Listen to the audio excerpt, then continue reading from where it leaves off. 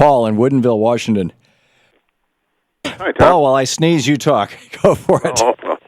Okay. Well, given what you were just talking about, I don't know how anybody could argue that what we have in America today is a free market system. It's take it from telecommunications to it doesn't matter which part of the economy you want to look at.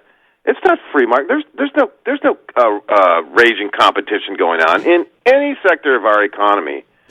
And what that reminds me of really is, I know you were saying these aren't conservatives, but what they remind me of is the monarchical conservatives, the classical conservatives. There was commerce, and all it was the commerce, the corporations as they were good buddies with the monarchy, and everybody else. It was small government, but there was nothing for the people. It was small government, all right. Agreed. The only thing the government really had was the military, and the rest of us be damned. The other thing I'd like to say is that I'm tired of this as government being this faceless entity of.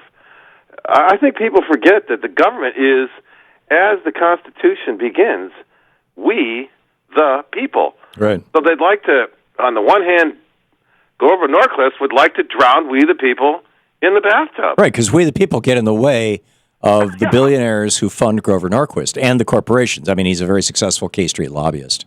I just heard him on a show last week who was talking about what happened in Kansas. Well, he said that happened because there was about 8 or 10 Republican senators who might as well be Democrats, and they spent like drunken sailors. I went, what? Wait a minute. And they just got rid of them. So and Brownback's only had a couple of years to fix what the damage they'd done. Right. Did they when they interviewed Grover Norquist, did they introduce him as a multimillionaire K Street lobbyist? No, he's just a patriotic American who's for cutting taxes. Actually, he's a freeloader. And that's what all this tax cutting is. It's freeloading. It's just, and actually, what's happening to these Republican states is they've pretty much tax cut themselves into a corner because Bobby Jindal is leaving behind a $500 million deficit. Sam Brownback's dealing now with $1 billion deficit. In Michigan, they've got a crisis going on. In Indiana, a lot of these right-wing states, and some of it is fairly easily manufactured. Refusing to take Obamacare money, for example, in North and South Carolina is causing them all kinds of problems. They're having to close their hospitals. We had the mayor, Adam, what was his last name? Say that again. O'Neill, Adam O'Neill, who was on this show a week or so ago, the mayor of, Belhaven, I think, North Carolina.